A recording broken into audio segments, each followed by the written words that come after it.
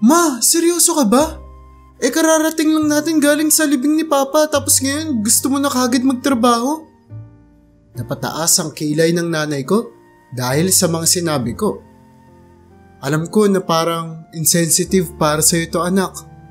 Pero importante to para sa atin. 14 anyos ka pa lang at naiintindihan kita kung bakit hindi mo ako maintindihan. Pero sana maintindihan mo na kaming mga matatanda na. May mga responsibilidad kaming dapat gawin kahit na ano pang nangyayari sa buhay namin. Speechless ako dahil sa mga sinabi ni Mama sa akin. Alam ko naman na importante talaga ang trabaho niya. Isa kasi siyang scientist katulad ng tatay ko. At gumagawa sila ng iba't ibang mga crucial na medical research sa kanilang mga laboratory. Pero wala na si Papa ngayon. Ang sa akin lang ay hindi ako makaisip ng ano pang bagay na mas importante kaysa sa tatay ko. Babalik din ako kagad. Yumuko si Mama para halikan sana ako sa noo. Pero agad akong umiwas at nagalit sa kanya. Sige na, umalis ka na. Sigurado naman ako na magiging masaya si Papa na naglaan ka lang ng 5 minuto sa kanya sa libing. Tapos, aalis ka na kagad, pabalik sa trabaho mo. Ako na lang din magsasabi kay Kylie na umalis ka na. Susubukan pa sanang sumagot sa akin ni Mama, pero agad na akong umalis ng kwarto. Nararamdaman ko pa ang panginginig ng mga kamay ko habang malakas kong binalagbag pasara ang pinto sa kwarto kung saan kami nag-usap ni Mama. Nagsimula na rin bumigat ang nararamdaman ko sa aking dibdib. Diyos ko, paano ipagpapalit ako ni Mama sa ganitong sitwasyon ko para sa kanyang trabaho? Pero kinabukasan, nang makatulog ako at magising, ay wala pa rin si Mama sa bahay. Kaya naman ginising ko na lamang si Kylie, ang nakababata kong kapatid, at tumupo kami sa may sofa para manood ng cartoon sa telebisyon. Pero hindi pa kami nakakatagal sa panonood, ay paulit-ulit niya na akong tinatanong kung kailan ba uuwi si Mama. Pwede ba tumigil ka na? Hindi ko alam, okay? Napuno na ako matapos ang 10 minuto niyang paulit-ulit na pagtatanong. Napasingal na lamang ang kapatid kong si Kylie at nagsimula na siyang makaramdam ng kalungkutan. Dahil doon ay nakonsensya ako sa nagawa ko kaya naman lumapit ako sabay yakap sa kanya. Sorry na be kung nasigawan kita. Mahinang saad ko. Nahihirapan lang si ate. Gusto kong bumalik na si Mama. Iyak niya sa akin. Bakit hindi natin siya kasama ngayon? Kailangan pa naman natin siya. Saad pa nito. Alam ko. Wika ako sa kanya habang niyayakap ko siya ng mahigpit. Pero nandito naman ako, diba? Hindi ako aalis. Ngunit sa kaligitnaan ng aming pag-uusap ng kapatid ko, ay biglang may malakas na kalabog kaming narinig mula sa gilid ng bintana ng aming bahay. Ako at si Kylie ay sabay na napatalon sa gulat habang paunti-unting napapatitig kami sa bintana kung saan nagmumula ang kalabog. Napasigaw ng malakas si Kylie at wala naman akong magawa habang tinitignan ko ang isang mukha ng lalaki na nasa labas ng aming bintana. Nakatingin ito sa amin. Ilang mga segundo ko bago napagtanto na isang lalaki nga ang nakatayo sa labas ng aming bintana, sa labas ng aming bahay. Pero ang kakaiba sa kanya ay napapalibutan ng buong mukha niya ng mga sugat. Halos namamagarin na ang ibang parte ng mga pisngi niya. Mukhang sariwa pa ang mga sugat na ito kaya naman lalo lamang ako nagpanik. Tulungan mo kami! Pakiusap! Umiiyak na wika ng lalaki habang patuloy na hinahampas ang kanyang palad sa bintana ng aming bahay. Sa sobrang bilis ng pagtibok ng puso ko ay para na itong tumatakbong kuneho. Kaya naman, ang una kong ginawa ay kinuha ko ang kapatid kong si Kylie at lumabas kami sa kwarto. Pero nang papunta na sana kami sa pinto ng aming bahay ay bigla na lamang may isa ring malakas na kumalabog sa pinto. Tulong! Pakiusap! Ibang boses ang aming narinig na umiiyak na naman sa labas ng aming pintuan. Umalis ka na! Umalis kayo dito! Sigaw ko sa mga lalaki. Sa mga pagkakataong ito ay nag-hysterical na ang kapatid kong si Kylie. Pero hindi pa rin natapos sa paghampas ang mga lalaking ito sa labas ng aming pinto. Iba-ibang mga mukha na rin ang nakikita ko na sumisilip sa aming mga bintana. Hindi ko man alam ang rason ng mga lalaking ito kung bakit nila ito ginagawa. Ay iisa lang ang malinaw sa akin, na hindi ako papayag na makakapasok sila sa loob ng aming bahay nang hindi ako lumalaban. At hindi ako papayag na masaktan nila ang nakababata kong kapatid. Kaya naman agad akong tumakbo papunta sa isang closet kung saan nakatago ang lumang baseball bat ng tatay ko. Handa na ako na depensahan ang aking sarili, lalo na ang aking kapatid. "Umalis kayo dyan! Tatawag ako ng pulis!" Isang pamilyar na boses ang narinig kong sumisigaw sa labas ng aming bahay. Nang dahil doon, ay agad na umalis ang mga kalalakihan at tumakbo papalayo. Agad akong pumunta sa harap ng bahay para silipin sa maliit na awang ng aming pinto ang nangyayari sa labas. At doon ko nakita ang kakaibang mga kalalakihan na tumatakbo papalayo. Habang ang sumisigaw kanina ay ang matandang kilala ko na si Mrs. Mitchell. "Huwag na kayong babalik dito ha!" Sigaw ko pa habang nakikita kong papalayo na ang mga kalalakihan. "Okay ka lang ba dyan, Ann?" Wika ni Mrs. Mitchell sa akin habang papalapit sa aming bahay. "Okay na po ako ngayon. Marami pong salamat sa pagtakot sa mga taong yun palayo dito, Mrs. Mitchell. Ang buong akala ko po ay sisirain na nila yung bintana at papasok sa bahay eh. Natatakot po talaga kami ng kapatid ko. Buti na lang pala talaga at pupunta ako sa inyo ngayon. May dala-dala kasi ako para sa inyo." Wika niya, sabay angat ng basket na dala niya. "Nagdala ako ng pie para sa hapunan ninyo. Nasaan pala yung nanay mo, Annie?" Tanong niya pa sa akin. Si mama po, natutulog po." Pagpapalusot ko. Para sa akin ay mas madali kasing magsinungaling kaysa naman aminin ko na wala si mama sa bahay at hindi ko man lang alam kung kailan siya babalik. Matapos ang aming pag-uusap ni Mrs. Mitchell ay kinuha ko na ang pie na bitbit niya. At agad akong tumakbo sa kwarto ko. Kinuha ang cellphone na niregalo ng mama at papa ko noong 13th birthday ko. Sabay tinawagan ko si mama. "O anak, okay lang ba ang lahat?" Sobrang ginhawang naramdaman ko nang marinig ko na agad sumagot si mama sa tawag ko. Tila ba nawala ang nerbiyos at pagkagalit na nararamdaman ko sa kanya dahil sa mga winika niya sa akin. "Ano sa tingin mo, ma? Nawala ka ng buong araw nang hindi ka man lang tumatawag sa mga anak mo. Ano gusto mong sabihin ko?" "FYI, ma, hindi okay ang lahat. May 2 lalaki kanina.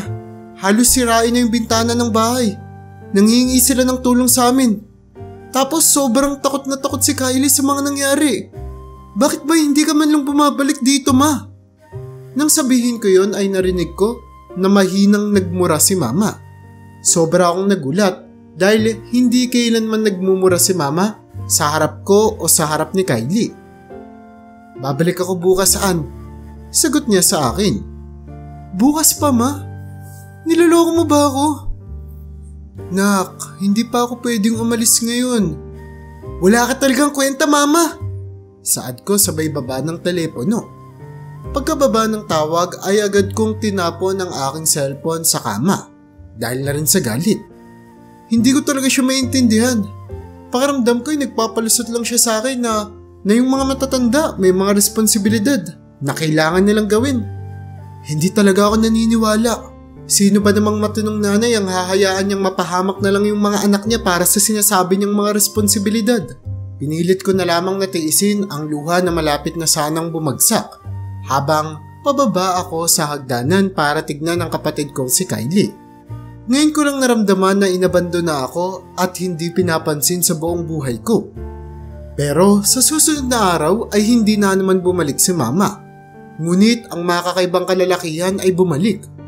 Pero sa pagkakataong ito, nang makita ko ang isa sa kanila na papunta na sa bintana ng aming bahay, ay agad akong umakyat para tumawag ng pulis. Kinakabahan kami ng kapatid kong si Kylie habang pinapanood ang isang sasakyan ng pulis na huminto sa tapat ng bahay namin. Nang marating ang mga pulis, sinubukan pang tumakbo ng mga lalaki pero agad naman silang nahuli ng mga pulis at agad silang napusasan. Dahan-dahan akong lumabas sa aming bahay para tignan ang mga weirdong lalaking iyon na pinapasok sa loob ng sasakyan. "Gusto ko lang ng gamot," wika ng mas matangkad na lalaki sa akin nang makita niya ako na saglitang lumabas sa aming bahay. "Nasaan yung papa mo?" sigaw pa niya. "Pinangako niya sa akin na bibigyan niya ako ng gamot. Pinangako niya na aayusin niya lahat ng to." Dagdag pa ng lalaki. Labis akong nagulat dahil sa mga katagang ito. Sa maikling panahon, nag-iba ang tingin ko sa kanila. Mula sa pagiging weirdong mga lalaki, ay napagtanto ko na may connection sila sa tatay ko. Ngunit hindi ko lang alam kung ano. Pero nang makaalis na ang mga polis, agad ko na namang tinawagan si mama. Pero sa pagkakataong ito ay hindi na siya sumagot. At hindi na naman siya bumalik sa mga sumunod na araw. Sumusobra na siya at napupuno na ako. May kakaibang nangyayari sa aming bahay at dahil wala naman si mama doon, wala naman siyang magagawa, ay ako na lamang ang gagawa ng paraan. "Sinabi mo sa akin ate na hindi ka aalis." Naiiyak na wika ni Kylie habang pinapanood niya ako na maglagay ng mga gamit sa aking backpack. "Kailangan ko, Kylie. Pero pangako, babalik din ako kaagad." "Sinungaling ka ate. Yan din yung sinabi ni mama bago siya umalis. At yan din yung sinabi ni papa bago siya umalis nung gabing yun." Naiiyak na wika ni Kylie.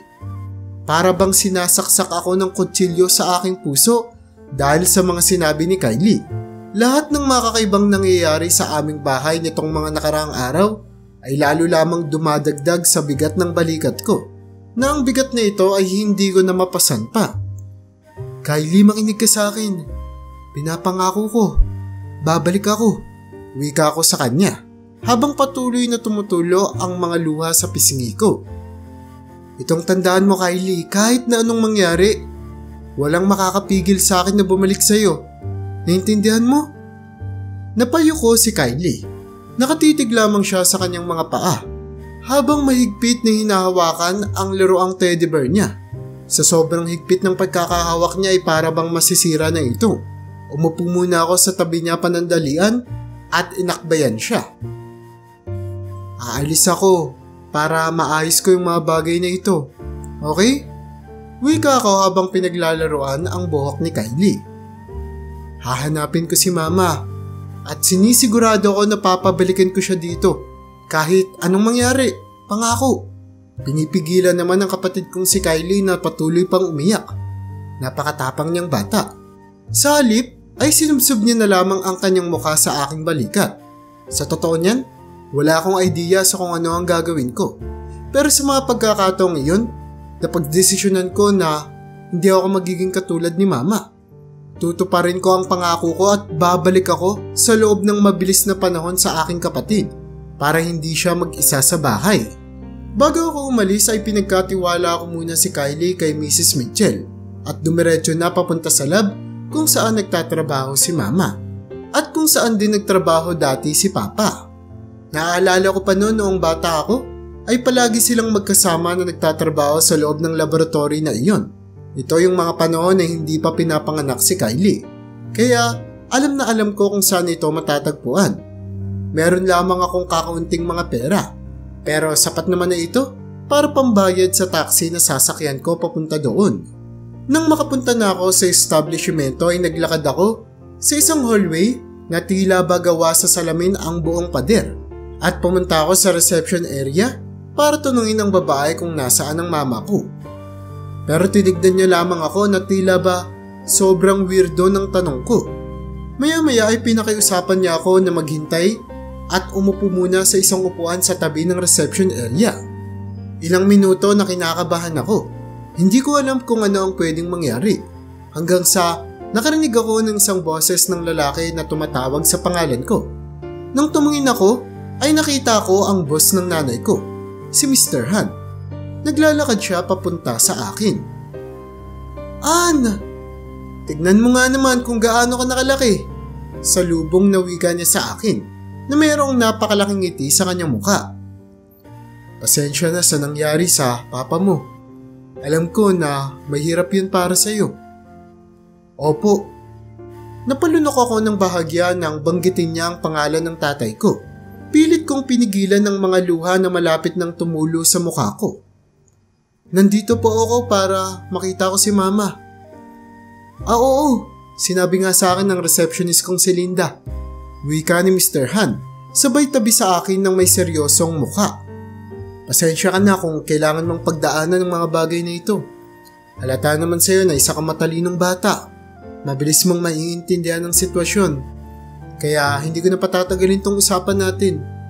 Wala dito yung mama mo. Binigyan ko siya ng 3 days leave para kahit papaano magkaroon naman siya ng oras para sa'yo at sa kapatid mo. At base sa usapan namin, babalik siya dito kinabukasan. Pagpapatuloy na paliwanag ni Mr. Han sa akin. Kung wala yung mama mo sa bahay ninyo, kailan mo siya uling nakitaan? Tanong niya pa. Friday po, pagkatapos ng libing ni Papa. Sinabi niya po na kailangan niyang pumunta sa trabaho. Napailing ang ulo ni Mr. Han sa kanyang narinig. Makinig ka, ganito ang gagawin ko, okay? Tatawagan ko yung mga kaibigan ng mama mo at magtatanong-tanong ako kung narinig o nakita ba nila yung mama mo nitong mga nakaraang araw. Huwag kang mag-alala, hahanapin natin siyaan. Pangako ni Mr. Han sa akin. Nilagay niya ang kanyang kamay sa aking balikat. Napatangala naman akong tumingin sa kanya. At sa mga pagkakataong ngayon ay maraming mga katanungan sa isip ko. Mga katanungan na tila ba mahirap mabigyan ng kasagutan. Salamat po Mr. Han. Wika ako sabay tayo para umalis na palabas ng pinto. Hindi ko maintindihan ng mga nangyayari. Sinabi sa akin ng mama ko na pupunta siya sa trabaho. Nagsinungaling ba siya? Hindi ako makakita ng rason kung bakit niya gagawin yun. Hanggang sa maalala ko yung mga lalaking pumunta sa bahay namin. Mga weirdong lalaki na hindi ko maintindihan kung ano ang gusto. Sinabi nila na pinangukuhan sila ni Papa ng isang medisina. Alam ko naman na mag-asamang nagtatrabaho si Mama at saka Papa. Sabay na ginagawa ang kanilang mga proyekto. Kaya paano kung involved nga si Mama sa sinasabi ng mga lalaking yun? Pero bakit? Pero paano? Pero ano yung tinutukoy nila? Yan ang mga gumugulo sa aking isipan. Tila ba naglalakad ako ng tulog habang patuloy kong sinusubukan na maresolba ang tila ba puzzle na nangyayari sa aking buhay habang naglalakad ako papunta sa parking lot. Bata pa lamang ako kaya wala akong alam na pwede kong gawin. Ang natatanging paraan lamang na naiisip ko ay pumunta sa mga pulis at i-report na nawawala si Mama. Hanggang sa may napansin ako sa parking lot na lalo lamang gumulo sa magulo ko ng utak. Nakaparada ang sasakyan ni Mama sa parking lot. Nagsinungaling siya sa akin. Yun ang unang naisip ko nang makita kong nakaparada ang sasakyan ni Mama. Nagsinungaling sa akin si Mr. Han. Nagmamadali akong bumalik papunta sa establishmento para kumprontahin si Mr. Han at paaminin siya sa pagsisinungaling na ginawa niya. Gusto ko sanang magalit sa kanya para makausap ko na rin ang mama ko. Pero bigla akong napagtanto. Hindi magsisinungaling si Mr. Han kung wala siyang tinatago tungkol kay Mama. Kailangan kong pag-isipan ang mga kilos ko. Hindi ko na kinakaya ang bigat ng problemang nararamdaman ko. Hindi ko alam kung anong susunod kong gagawin. May parte sa akin na sinasabing umuwi na lamang ako kay Kylie at mag-report sa mga pulis tungkol sa pagsisinungaling ni Mr. Han. Pakiramdam ko, yun ang mas magandang gawin. Pero nangako rin ako sa kapatid ko na hindi ako uuwi nang hindi ko kasama ang nanay ko. Bukod pa doon ay kung nagawang magsinungaling sa akin ni Mr. Han, ay lalong mas magagawa niyang magsinungaling sa mga pulis. Kailangan kong gumawa ng paraan. Kailangan kong makiisip ng bagay na magiging solid ang ebidensya sa mga pulis para wala na silang ibang choice kundi paniwalaan ako. Kaya naman ang una kong ginawa ay naghanap ako ng mga security camera. Nakakita ako ng isang security camera na nakaposisyon sa entrance ng gusali. Kaya naman naghanap ako ng paraan para makapasok nang hindi nakikita ng camera na ito. Nakakita ako ng isang air vent sa labas ng gusali. Naalala ko noong bata pa ako, minsan pumapasok si Papa kahit Sabado. At tutulungan ko siya na umakyat sa air vent para mapaalis ang mga daga o maliliit na mga hayop na naninirahan doon. Nililinis ko ang loob ng vent ng kanilang opisina. Kaya naman hindi na ako natakot na pumasok pa sa air vent na nakita ko sa labas ng gusali. Nagkamali man ako sa mga pagliko ko, pero sa huli, nakita ko rin ang air vent na papunta sa Opisina na pinagtrabahuan noon ni Mama at Papa. Dahan-dahan akong sumilip sa opisina mula sa air vent na kinalalagyan ko. At doon ay nakita ko si Mama. Hindi ko na natiis pa, kaya naman agad kong binuksan ang air vent para sorpresahin siya. Gulat naman si Mama at nanlalaki ang mga mata niya nang makita niya akong galing sa ventilation ng kanyang opisina. Anong ginagawa mo dito? Mabilis na wika niya habang nakatayo at nakatingala sa ventilation ng kanyang opisina. Hinahanap ka, ano pa ba? Wika ko habang sinusubukan ng paraan kung paano ako makakababa ng maayos mula sa ventilation. Ano ba talaga nangyayari, Mama? Iniwan mo kami ng kapatid ko, bigla ka nalang nawala ng ilang araw. At nung tanungin ko yung boss mong si Mr. Han, nagsinungaling pa siya sa akin. Ipapaliwanag ko ang lahat, mahal. Pero wag muna ngayon. Wika ni Mama habang inuusog ang kanyang desk para umakyat din siya sa ventilation kung saan ako naroroon. Dahan-dahan akong napaatras habang papasok naman si Mama. Wala na tayong oras. Bilisan mo, aakyat ako. Wika niya sa akin. At nang tuluyan na siyang makapasok sa ventilation, ay nagmamadali niya akong sinigawan. Sige na, Ann. Umalis ka na. Papunta na sila. Bilin niya sa akin. Mabilis ko namang sinunod ang utos ni Mama. Mabilis akong gumapang pabalik. Pero nang malapit na sana ako sa unang lilikuan ko, ay nakarinig ako ng isang boses ng lalaki. Nakatakas yung babae. Hanapin niyo siya kagad. Wika nito. Habang kami naman ni Mama ay nagmamadali na gumapang palabas ng ventilation sa abot ng aming makakaya. Ang hirap gumapang sa ventilation, lalo na kung yung kasama mo ay sarili mong nanay na naninervyos din. Halos mamatay ako sa kaba noong mga oras na iyon. Pero sa wakas ay nakarating din kami sa maintenance exit. Agad akong bumaba mula sa ventilation nang biglang may humatak sa akin. Nagpumiglas ako. Sinubukan ko na sipa-sipain siya, pero umabot sa punto na lalong humihigpit ang pagkakahawak niya sa akin hanggang manakit na ang parteng hinahawakan niya. Tinapakan ko ng malakas ang kanyang paa, pero tumawa lamang ang lalaki. Nahuli na namin yung anak mo, Doktor. Kaya kung ako sa'yo, kung ayaw mong may mangyaring masama sa batang to, bumaba ka na dyan sa ventilation at sumama ka sa amin ng tahimik, okay? Pananakot ng lalaking iyon kay Mama. Oo, sige. Huwag niyo lang siyang sasaktan, pakiusap. Sagot naman ni Mama sa kanya. Agad siyang bumaba mula sa ventilation at tinaas ang kanyang mga kamay. Isa sa mga security guards ang lumapit sa kanya para siya ay hawakan. Maya-maya pa ay dinala kami ng mga kalalakihan sa isang walang laman na kwarto. At doon ay nila kami sa pagitan ng makakapal na mga pader. Unti-unting napaupo si Mama habang ang kanyang likod ay nakasandal sa pader. Pasensya ka na talaga, Ann. Hindi ka na dapat pumunta dito. Hindi ka na dapat nadamay pa. Wika niya sa akin. Well, damay na ako, Ma. At sa tingin ko ito na yung tamang pagkakataon para ipaliwanag mo sa akin kung ano nga bang nangyari. Pinag-cross ko ang aking mga kamay at tinitigan siya ng madiin. Ano bang ginawa mo? Ano bang ginawa niyo ni Daddy? At anong kinalaman ng mga lalaking may kakaibang marka sa mga mukha nila na pumunta sa bahay natin habang wala ka? Saglit na napatahimik si Mama. Maya-maya pa ay nagsalita na ito.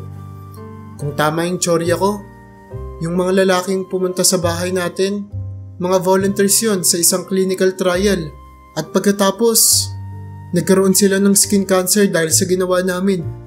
Singhal ni Mama at napahawak siya sa kanyang ulo. Pinaliwanag namin ng papa mo kay Mr. Han na huwag susubukan yung serum na yun na ginawa namin sa mga tao at masyado pa yung delikado, pero hindi siya nakinig.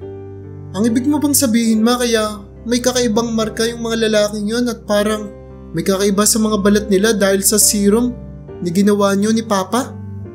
Tanong ko sa kanya habang nanginginig ang mga boses ko. Dahil unti-unti ko nang napagtatanto ang mga bagay. Bakit naman kayo gagawa ng ganong klaseng bagay? Dagdag ko pang tanong. Dapat isa yung anti-aging product. Sagot ni Mama. Wala naman kaming intensyong masama habang ginagawa namin yun. Ang pinaka-purpose ng serum na yun ay mag-rejuvenate ng napakabilis ang mga skin cells. Sa totoo nga niyan, napakagaling ng ideyang naisip namin. Pero dahil masyado pang maaga para sa eksperimento, nagdudulot din yung ginawa naming serum para magkaroon ng abnormal na paglaki ng ibang mga cells. In short, pwedeng magkaroon ng skin cancer ang sinumang tao na pagsusubukan naming lagyan ng serum. Yun yung side effects ng nagawa namin. Pagpapaliwanag ni Mama sa akin.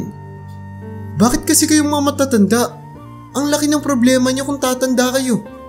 Wika ko sa kanya. Ibig sabihin ginawa niyo ang lahat ng to para maiwasang magka-wrinkles yung mga tao? Hindi mo maiintindihan, Ann. Pero, oo. Ayun yung pinaka-purpose kung bakit namin ginawa yun. At pagkatapos, sumali si Mr. Han. Napagtanto niya na nakapag-develop kami ng isang revolutionary product. At gusto niyang mabenta kagad yun sa merkado sa lalong mabilis na paraan. Pero hindi kami pumayag ng papa mo. Kasi alam namin yung napakatindi ng side effects nun. Napasinghal ng malakas si Mama. Kaya naman lumapit na ako para ilagay ang kamay ko sa kanyang mga balikat. Yung gabi na namatay yung papa mo, pumunta siya dito para sana sirain yung ginawa naming serum. Hindi ako sigurado pero sa tingin ko si Mr. Han. Si Mr. Han, pinatay niya yung papa mo. Para bang kinoryente ako dahil sa mga sinabi ni Mama. Ano? Kala ko ba namatay si papa dahil sa isang aksidente? Yun yung sinabi mo, di ba? Ayun yung sinabi ng mga pulis. Alam ko at naniniwala din ako doon, Ann. Di ba pagkatapos ng libing niya, pumunta kagad ako dito sa opisina namin. Ang buong akala ko ay hindi siya nakarating dito sa opisina at namatay siya sa aksidente. Pero nang tignan ko yung mga files sa computer, burado na yung iba sa mga roon. At walang ibang tao ang makakagawa nun kundi ako lamang at ang papa mo. Ibig sabihin, nagawa niyang mabara yung ibang mga files. Tinignan ako ni Mama nang may namumuong mga luha sa kanyang mata. Ann, sa tingin ko, nagmamadaling binura ng papa mo yung mga files at yung ibang pinagtrabahuan namin. Nang biglang mahuli siya ni Mr. Han. Katulad sa nangyari sa akin ngayon, nahuli niya rin ako na binubura yung mga files na yun. At siguradong papatay niya din ako kung hindi na ako kailangan. Kailangan para saan? Tanong ko sa nanay ko. Kailangan niya ako para mabalik yung mga information na dinilit ng papa mo sa computer. Kaya ginawa niya akong preso. Ginawa niyang presinto tong pinagtatrabuhan kong lugar sa loob ng ilang mga araw. Siyempre hindi ako pumayag noong una. Naninerbiyos na paliwanag ni Mama sa akin. So ibig mong sabihin, Mama, hindi ka pumayag na makipag-cooperate sa kanila. Kaya ngayon, wala ka nang pakinabang sa kanila. Pwede ka nilang gawan ng masama. Nag-aalalang wika ko pa. Nang biglang halos mapatalon kami sa takot nang marinig namin ang boses ni Mr. Han na papalapit. Pero nung lalapit na sana ako sa pinto para tignan siya at makinig ng mabuti sa mga sinasabi niya, ay bigla itong bumukas. Inangat niya ang dala niyang baril at tinutok sa amin. Dr. Dawson, ginawa ko ang lahat para mamotivate ka na ayusin yung gulong ginawa ng asawa mo. Pero pinili mo pa ring magmatigas. At ngayon, hindi ko na alam kung paano ko pa mababalik yung mga files na dinilit ng asawa mo. Sa tingin ko, wala nang paraan para mabalik yon. At ikaw? Sa tingin ko, ubos na rin yung oras mo. Napaigpit ang pagkakahawak ni Mr. Han sa kanyang baril at tinutok niya ito ng maigi kay Mama. Tila ba bumagal ang oras habang pinapanood ko na dahan-dahan na dinidiinan ng daliri niya ang gatilyo. Kaya naman, wala na akong naisip na paraan kundi humarang sa pagitan nilang dalawa. Wag! Sigaw ko. Hindi mo na kailangan. May ginawang backup si Papa ng trabaho niya sa bahay. Alam ko kung saan niya yung tinago. At kaya kong ibigay yun para sa'yo. Nabaling ang atensyon ni Mr. Han sa akin at tinignan niya ako ng may pagkagulat. Kitang-kita ko ang nanlilisik na mga mata ni Mr. Han habang inoobserbahan kung nagsasabi ba ako ng totoo. Samantala ay ginagawa ko naman ng lahat para makumbinsi ko siyang nagsasabi ako ng totoo. Pero sa katunayan yan, kasinungalingan lahat ng sinabi ko. Pero maya-maya pa ay binaba na ni Mr. Han ang pagkakahawak niya sa baril. At dahan-dahan siyang ngumiti, sabay tango sa kanyang sarili. Okay, Ann. Binibigyan kita ng pagkakataon na maayos ang lahat ng to. Okay yung dalawa. Kunin nyo at dalhin ang babaeng to pabalik sa bahay niya para ma-retrieve niya ang sinasabi niyang backup. Pag-uutos ni Mr. Han sa dalawang security guard na naghihintay sa may pinto. At bago kayong malis, siguraduhin yung ma-verify nyo muna yung information, okay? Seryosong saad niya sa mga guard. At kapag nalaman kong nagsisinungaling kang bata, itong nanay mo, mamamatay agad-agad, naintindihan mo? Pananakot niya pa sa akin. Tumango na lamang ako. Hindi ko na rin ginawang tumingin pa sa mama ko dahil alam niya at alam ko na walang tinagong backup file si Papa sa loob ng aming bahay. At sa katunayan niyan, lahat ng trabahong ginawa niya ay sa iisang lugar lamang permanenteng nakalagay. At yun ay sa utak ng papa ko. Sobrang laking sugal ng ginawa kong ito, pero wala naman na akong ibang paraan pa. Ito lang ang natatanging kong tsansa. At saka, hindi man nag-uuwi si Papa ng mga files mula sa kanyang trabaho, may inuuwi naman siya paminsan na kakaibang mga bagay na talaga namang napaka-interesado. Sinundan ko ang dalawang security guard na nakatoka na samahan ako pa uwi ng bahay. Sumakay na rin ako sa sasakyan nila. Di nga naglaon ay nakarating na kami sa bahay. Dinala ko sila sa isang maliit na laboratory na ginawa ni Papa at nakaset up sa bakuran namin. Inaamin ko na sobra akong nakaramdam ng kalungkutan nang makapunta ako sa lugar na ito nang wala na siya. Bakante na ang upuan at lamesa na dating lagi niyang pinagtatambayan. Wala na rin ang mga equipment niya. Lahat ng ito ay nakaimpake na. Ito kasi ang unang ginawa ni Mama noong mamatay si Papa. Ang iimpake ang lahat ng ginawa nilang eksperimento, lalong-lalo na kung ito ay tungkol sa chemistry. Andito yun! Wika ko sa mga gwardya habang tinuturo ang isang chest freezer na nakaposisyon sa tabi ng isang pader. Bigyan niyo lang ako ng ilang mga segundo, kukunin ko yun. Pagpapaalam ko pa. Kinuha ko ang isa sa mga safety gloves ni Papa at binuksan ang freezer. Sa pagbukas ko ng freezer ay nabalot ang lugar ng isang makapal na hamog. Ikinagulat ito ng mga gwardya pero napaghandaan ko naman ang bagay na ito. Huminga kasi ako ng malalim at pinigilan ng paghinga ko bago ko pabuksan ang freezer para maiwasan kong malanghap ang fumes na nagmumula sa dry ice sa loob ng freezer. Pero kailangan ko magtrabaho ng mabilis. Agad kong kinuha ang dalawang chemical na nakatago dito sa isang container. Sinaboy ko ito sa dalawang mga gwardya. Ang isa sa kanila ay mabilis na nakapag-react sa ginawa ko pero walang makakapigil sa delikadong chemical na paunti-unti nang lumalason sa kanyang balat. Sa loob lamang ng ilang segundo ay halos wala na silang mga damit dahil sa pagkalusaw mula sa kemikal. Maya-maya pa ay pareho na silang umiiyak sa sakit na nararamdaman nila. Agad kong sinara ang freezer para matapos na ang hamog na bumabalot sa paligid. Pero bago ako umalis ay kinuha ko muna ang isa sa mga cellphone nila at nilak sila sa loob. Mabilis ko namang nahanap ang numero ni Mr. Han dahil ito lamang ang nakasave na number sa cellphone ng kanyang mga bodyguards. Agad kong tinawagan ang numerong ito. Ano? Na-verify niyo na ba yung mga dokumento? Bungad na tanong sa akin ni Mr. Han. Huwag kang mag-alala Mr. Han. Naligpit ko na yung mga bodyguards mo. Syempre para sa sarili ko rin kaligtasan, di ba? Sagot ko sa kanya. Hindi ko naman pwedeng hayaan lang na ipakita sa kanila yung mga importanteng dokumentong yun. Tapos maya-maya papatayin lang ako ng isa sa kanila. Kaya ganito yung gagawin natin.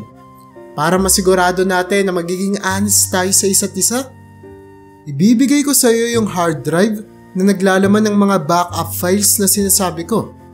At kapalit nun, ibibigay mo naman sa akin si Mama. Naintindihan mo? Tanong ko sa kanya. Manang-mana ka talaga sa nanay mo, Ann. Okay sige, pumapayag ako. Magkita tayo sa may pantalan sa lugar natin sa loob ng 1 oras. 1 oras nga makalipas ay matyaga akong tumayo sa pantalan kung saan sinasabi ni Mr. Han na magkita kami. Dala-dala ko ang isang briefcase. Briefcase ito ni Papa. Maya-maya pa ay nakita ko na sila. Ninenervyos kong pinanood si Mr. Han habang naglalakad ito ng papalapit sa akin. Hawak-hawak niya si Mama. Tumigil siya ilang mga talampakan bago siya makalapit sa akin. Bitawan mo ang mama ko at ibababa ko yung briefcase. Sabay kaming maglalakad papalayo. Naintindihan mo? Malakas ang boses ko habang inuutusan si Mr. Han kung ano ang gagawin. Binitawan ni Mr. Han ang nanay ko at tinaas ang kanyang mga kamay. Tinitigan ko naman siya ng mabuti habang dahan-dahan ko rin na binababa ang briefcase na hawak ko. Hindi naman siya gumalaw kahit kakaunti. Kaya naman, dahan-dahan akong naglakad papunta kay Mama. Nagsimula na ring maglakad si Mr. Han. Hindi mawala ang tingin namin sa isa't isa hanggang sa mag-cruise na nga kami. Pero nang makalagpas na ako sa kanya ay nagsimula na akong maglakad ng napakabilis. Lumapit din naman kagad si Mama palapit sa akin. At magkasabay kami na tumakbo papunta sa dulo ng pantalan. Sorry Mama, pasensya ka na talaga Ma. Wika ko sa kanya habang tumatakbo kami. Wala na akong ibang naiisip pang paraan eh. Dagdag ko pa. Anong sinasabi mo An? Tanong niya sa akin. Bakit? Ano bang ginawa mo? Hindi ako nakasagot. Hindi ko na kailangang sumagot pa. Sa patuloy kasi naming pagtakbo ay nakita niya na ang sasakyan ng mga pulis na matyagang naghihintay sa aming pagdating. At ngayon ay nagsimula ng tumunog ang kanilang wangwang. Binuksan na rin nila ang kanilang mga ilaw. Maya-maya pa ay nilapitan nila ang suspect na si Mr. Han habang tinututukan ito ng baril. Ilang beses ko tong pinag-isipan Ma. Pero ito na lang yung natatanging paraan para mapigilan ko yung ginawa niyang serum na makasakit pa ng ibang mga tao. Wika ko kay Mama. Alam ko na malalaman kagad ni Mr. Han yung tungkol sa briefcase na yun na wala yung laman. Sa sandaling binuksan niya yun at siguradong papatayin niya tayong dalawa. Kawawa naman si Kylie. May iiwan natin siyang mag-isa. Pagpapaliwanag ko kay Mama. Tumango naman sa akin si Mama. Alam ko anak. At ayaw ko ring iwan kayong mga bata. Pero sobrang proud ako sa ginawa mo ngayon An. Ginawa mo ang tamang bagay. Saad niya sa akin. Tara na bata, kailangan na nating umalis. Wika ng pulis sa akin habang bit-bit ng isa sa kanila si Mr. Han. Tumingila ako para tignan na ang pulis na pinagbubuksan ako ng pinto papasok sa kanilang sasakyan. Tumango naman ako at pagkatapos ay tinignan ko pabalik si Mama na nakaupo sa likurang bahagi ng sasakyan na merong ding posas. Hinuli din nila si Mama kasabay ni Mr. Han kasi isa siya sa mga sangkot sa paggawa ng serum na iyon at korte na lamang ang hakatol kung inosente ba siya sa kanyang nagawa. Niyakap ko si Mama. Pagkatapos ay nilapit niya ang kanyang noo sa aking ulo. Alagaan mo si Kylie ha? Mahinang wika niya sa akin. Pinangako ko naman sa kanya na gagawin ko iyon.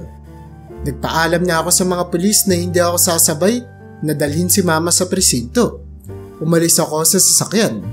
Dahan-dahan akong naglakad mula sa pantalan habang patuloy ang pagtulo ng mga luha sa aking mata na bumabagsak sa aking muka. Hindi ko man nagawa ng buo ang pangako ko para sa kapatid kong si Kylie na iuuwi ko si Mama sa aming bahay. Pero masaya naman ako na babalik ako sa bahay dala ang aking sarili. Tulad ng isa ko pang pinangako kay Kylie.